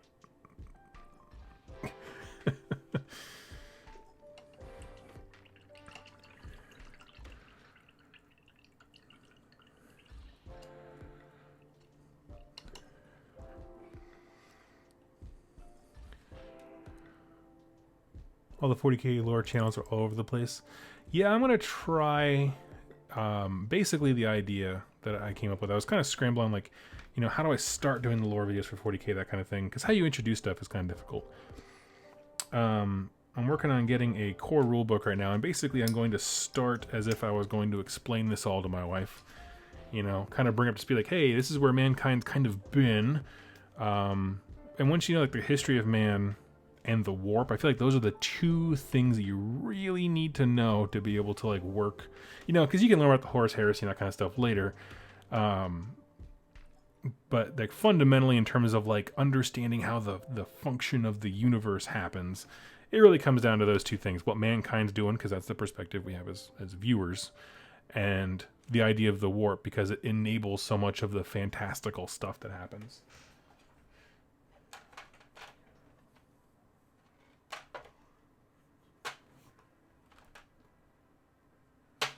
Of course, other stuff's important too, but those are all things you can be layered on top of those two topics primarily.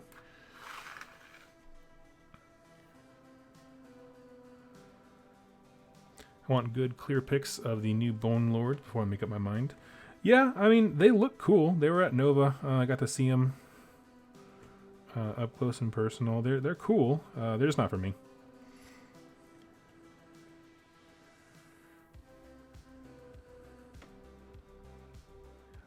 I mentioned, I won't repeat myself across all the streams, but I'm not a huge fan of the fact that I feel like it's become popular to dislike them and make fun of their aesthetic, where it's just a specific aesthetic, right? Plenty of people didn't like Carriage and Overlords when they came out.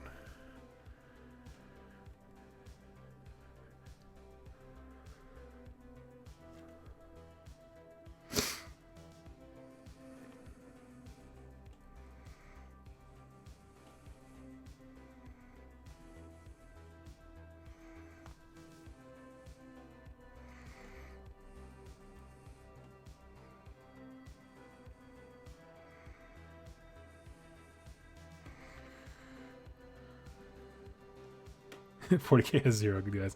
Yeah, everyone's pretty crappy to each other. That one I can give you.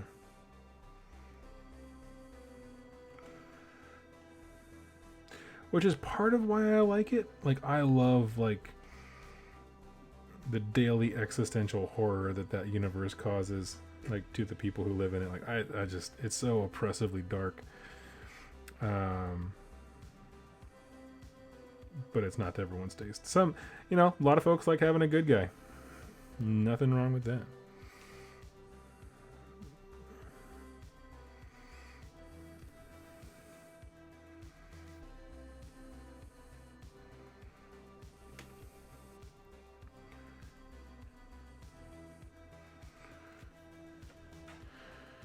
Tower, the closest thing to good guys.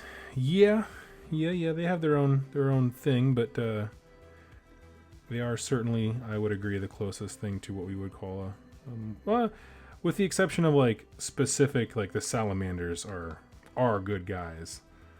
They're just part of a not good faction in the Imperium. Like, that the Imperium is the not nice guy, sorry, that's what I meant.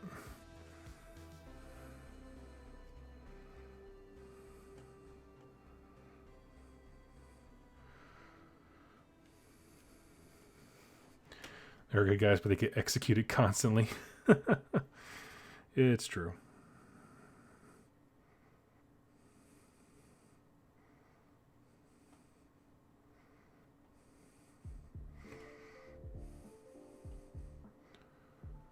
You ever read anything by Neil Stevenson or Lovecraft? I'm getting into Lovecraft stuff. I don't particularly care for his writing style. Like, I don't know. Really hates gay people, which I really struggle to get on board with. Because I don't. Let's put that very simply.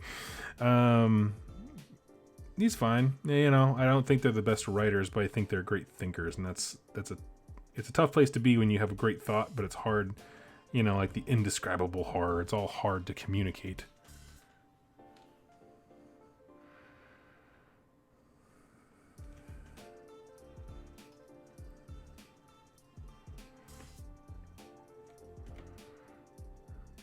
Love craft lore videos.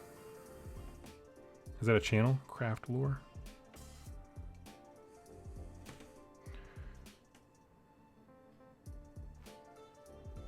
Lovecraft was Jimmy Scary.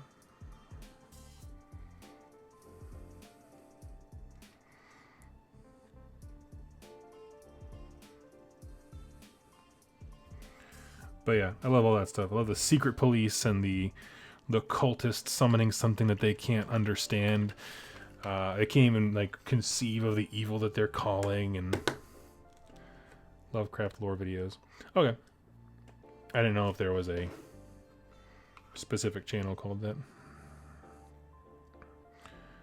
Right on. We got Nurgle's Rot last.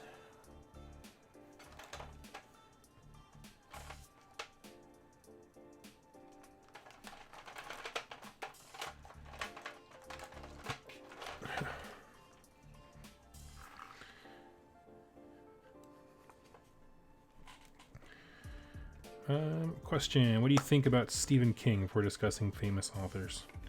Stephen King is very hit or miss to me. When he hits gold. But he produces so much that we forget that a lot of it's pretty terrible. He's really into unnecessary sex scenes. Sometimes with children, as is the case of It, which is very famous. And sometimes just between adult characters, it's just like, this contributed nothing. You were just a lonely nerd in your shack, and you just wrote this up because it was a fantasy. That's not cool.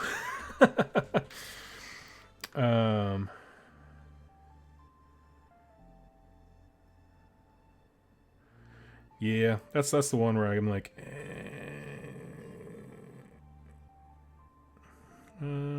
what's some of this stuff? So yeah, I generally like it. I mean, I don't think I read a ton. I may have read a few. What did I read? I read Christine. I did read It. I read Green Mile. I read Steve Hawking's Disciple of Slaanesh. Ugh. Just knowing what he looks like and just hearing that, I was like, ugh. Read Tolkien? No, I don't. I find Tolkien's writing to be insufferable, if I'm honest with you, which has earned me many a scorned look at my friend circle as well as in this channel.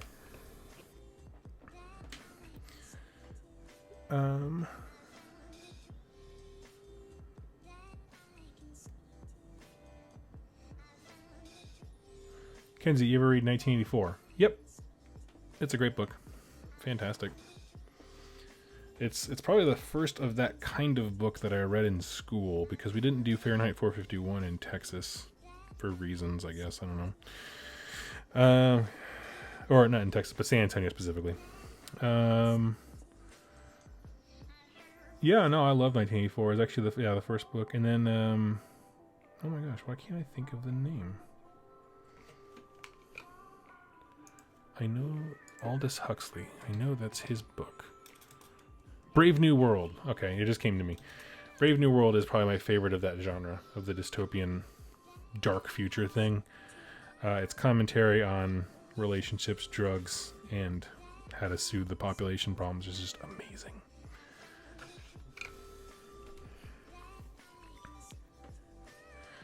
Scorn.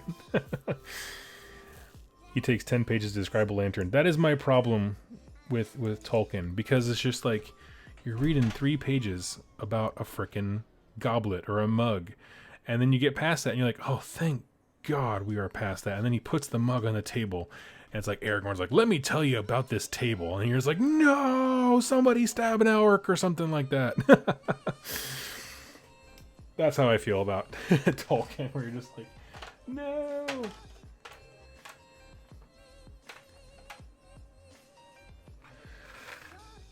Must stop commentary. Ah, see, I loved Huxley's style.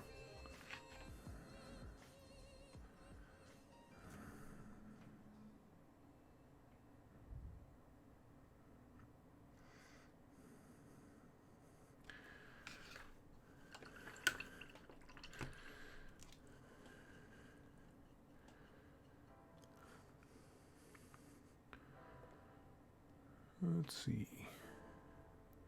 Have a good night, Mr. Takeover Mars.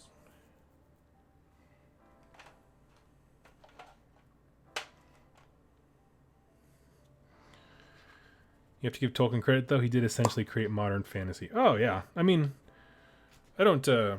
just because I don't enjoy the work itself doesn't mean that I think it has any less merit or value. I have a massive amount of respect.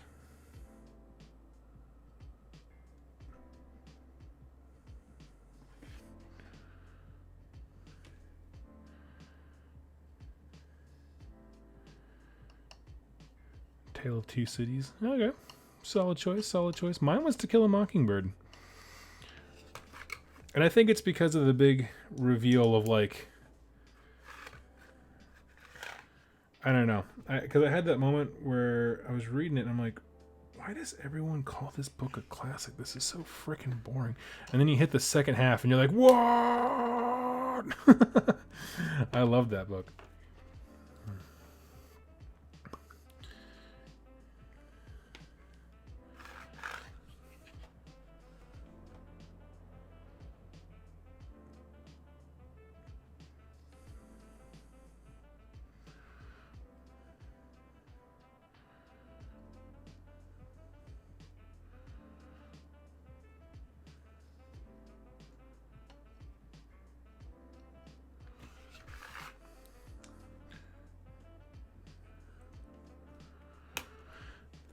Okay, what's left for this guy?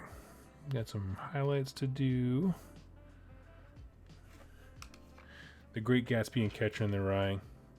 Oh, you didn't like The Great Gatsby? Oh, The Great Gatsby was so good.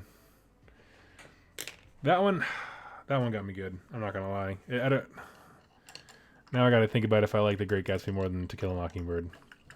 I was older when I read Gatsby, so I think I appreciated it. Like, I think they were both perfect for the age that I was in, because I read To Kill a Mockingbird first when I was younger.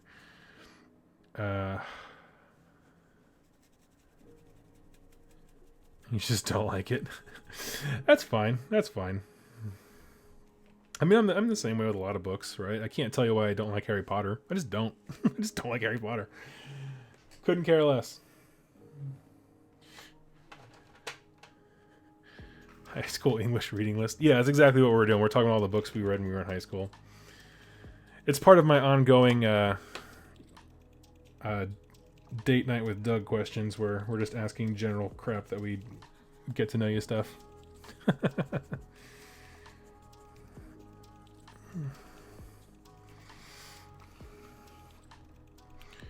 Catcher in the Rye. I have yet to actually read Catcher in the Rye.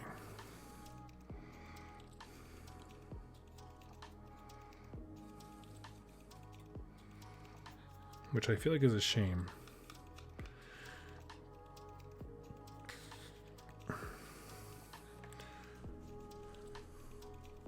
No one I have ever met related to it.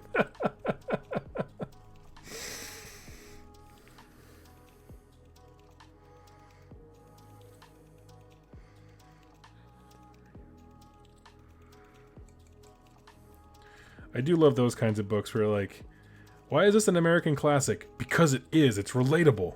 I don't relate to this. No one should relate to this.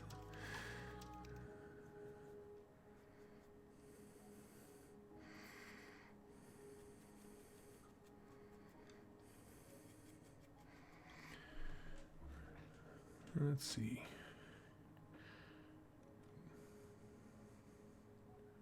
Thoughts about Gotrek alive, but Felix not alive? I don't know about that one. Just shame. Don't. It's not a shame. Don't read that crap book.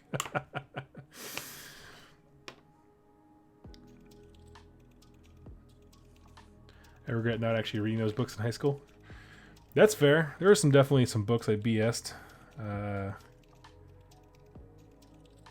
Most of my knowledge of Romeo and Juliet was BS'd because they had me at the beginning with the monologue, the opening monologue that lets you know like everything's gonna go to crap in the story. I was like, oh, that's really neat, and then I just tuned out for the next month. Top 5 favorite bands. Ooh.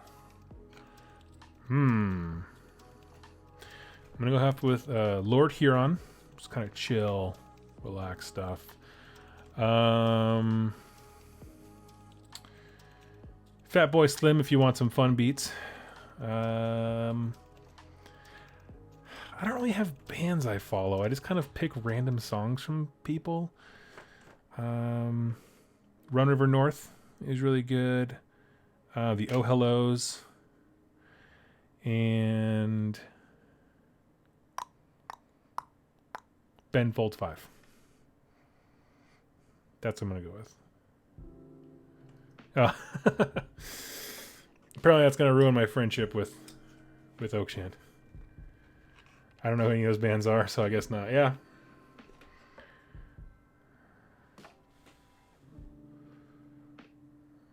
Bloat Drone. Yep. The Foated Bloat Drone.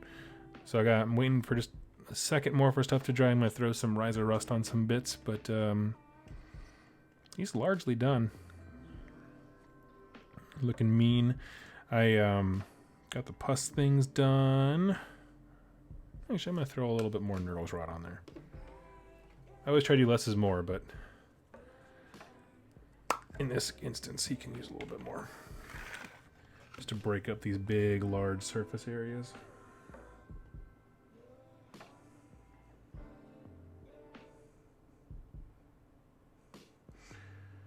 Because wherever there's a boil, you gotta have the pus around it. That's important, you know? Looks absolutely disgusting. You know that Gotrek Gunnarsson is alive in Age of Sigmar? Yes, it's kind of been the news topic all week. But he'll always be dead to me. Hey-o!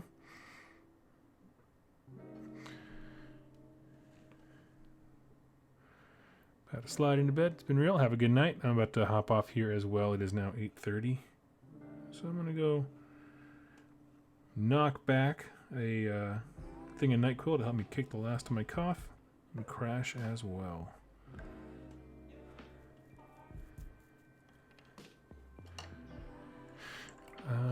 Missed the start of the series. What are you using for the armor? The armor, actually, as I primed them with Gracier. And then the armor is just Skeleton Horde contrast paint. Do the whole thing in Skeleton Horde, so I get the bone color. That light doesn't really help. But you do Skeleton Horde, and then do a dry brush over that of Ushabti Bone, and all of a sudden, boom. Looks real good. If you want bonus points, you can take a darker brown and go into the recesses of all those little potholes like I did. But fundamentally, that's what they all are. So it's really quick and simple. That's what I wanted it to be. It makes painting the big units of dudes really, really quick because you just, again, prime them, Skeleton Horde, dry brush, and then you can go back and do all the bits and bobs. And honestly, once you get the armor done, you can crank out the bronze and the metal and that kind of stuff very, very quickly. So again, I'm all about that efficiency. Oh, got a little paint here.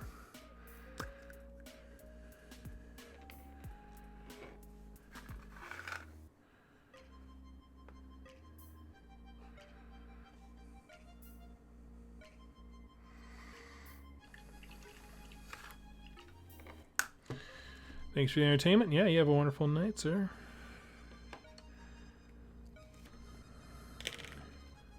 8:30 p.m. She's late one. Yeah, no, I got a big meeting in the morning, and I didn't sleep very well last night. I know, party animal. So I usually go to bed around 10. When I was at Nova, I did not ever get into bed before 1, and it wrecked me. I am a wrecked man because of it. So that was rough. I am not what you would call a party animal. And I don't know how Jack was standing most of the time from Jack from Rolling Ones. He's, oh yeah, I think I'm going to have an early night tonight. And all of a sudden I see him like an hour later with a thing of booze in his hand, chatting with somebody, schmoozing it up. I'm like, Jack, dude, go to bed. No. I'll go to bed early tomorrow. Tomorrow, the same thing happens.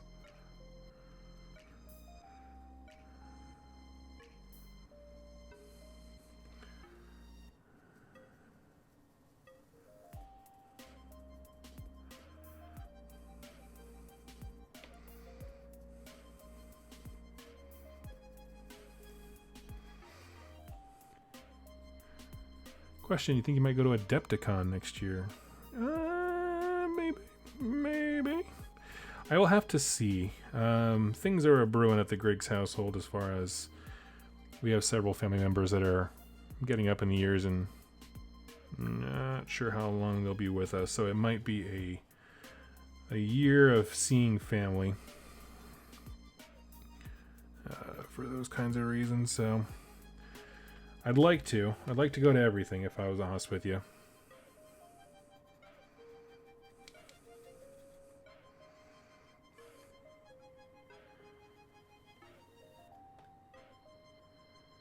$2 a.m. minimum at Adepticon. Whoa.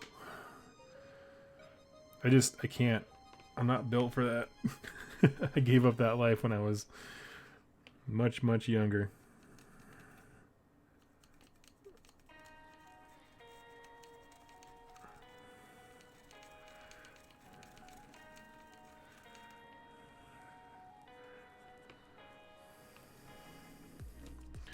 I say that knowing I'm probably, well, I'm on the younger side of a lot of folks in the hobby, but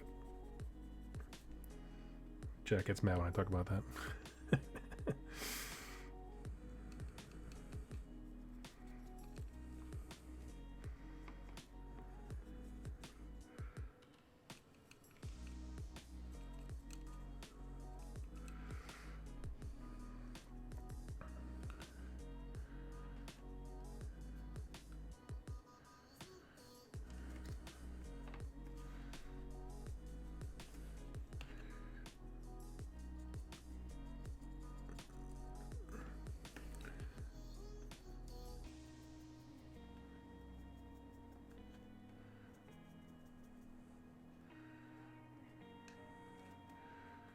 Almost done with this guy.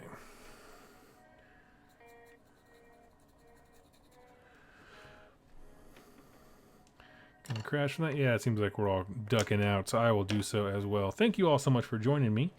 I know I probably won't be live tomorrow. I do have a video going up tomorrow talking about all the stuff, cool stuff that I got at Nova on a hobby haul. I'm gonna be doing some videos tomorrow night, so like recording them for y'all. So hope to see you all very, very soon, and I will definitely catch you on Friday. I do a live stream during the day. I'm gonna shoot for like maybe 1-ish in the afternoon my time, so 1 o'clock p.m. Pacific Standard Time, and hope to catch you all there. So anyway, thank you all so much. You all have a wonderful night.